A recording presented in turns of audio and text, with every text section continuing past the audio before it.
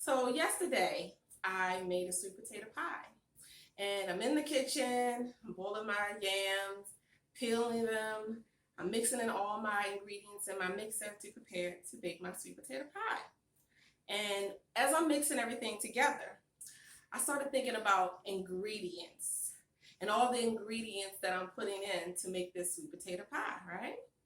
So with that, I was thinking about ingredients in relation to all the people and women specifically who've poured into me over the course of the years, especially during the early part of my life, right?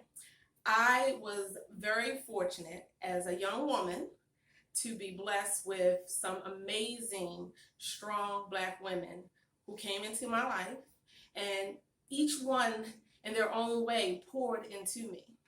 You know, first, of course, my mother.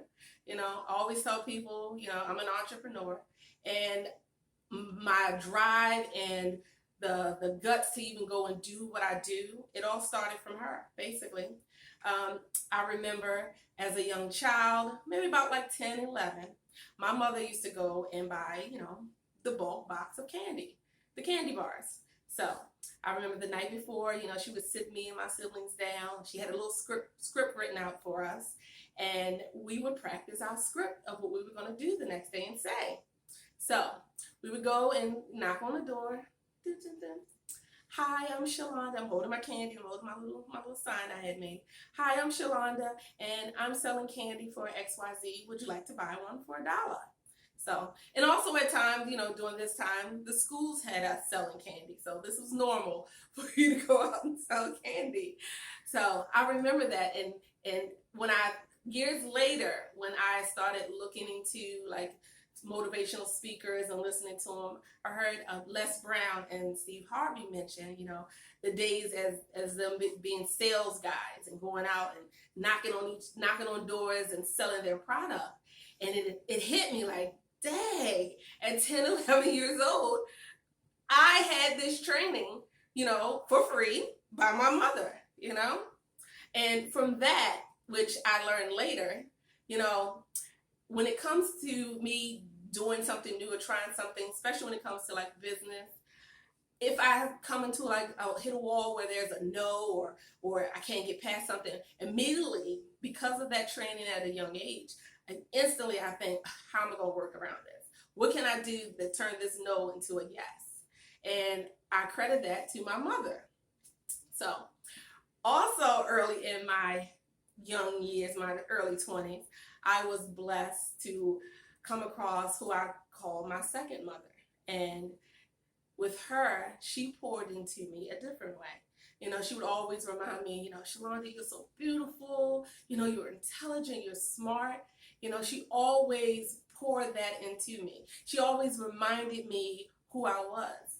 And I always felt confident when I was around her. And I appreciate her, even though she's not here any longer. I appreciate her even to this day for what she poured into me. And because of that, I pour that into my children. So another person that she's younger than me, but another person who had a major impact on my life. As young women, when you're going through life, women period, people period, when you're going through life, we all have trials and tribulations that come our way. I was a young mother, so, I had trials and tribulations, I had a cousin, and I knew at the time she was going through some things. However, I pulled her up one day. I said, girl, every time I see you, you got your heels on, you got your makeup done, your hair done. And you know what she said? She said, no matter what I'm going through, I'm going to always look good. I'm going to put my heels on, and I'm going to hold my head high, and I'm going to walk like this. I'm going to walk strong in confidence. And from that lesson, and she was younger than me, but from that phrase and that conversation, that stuck with me all these years. And no matter what I'm going through, and even if I'm not going through anything, I always feel the most confident, the most sexiest in my heels. I have tons of heels. I only own one pair of tennis shoes. I love my heels. And I learned that from her. We sometimes we got to have little things that keep us going when we're going through things. It could be something as simple as, someone giving us kind words to remind us who we are, what we're capable of doing. Sometimes you need that snap back to remind yourself where you come from and where you've been, is not where you're going.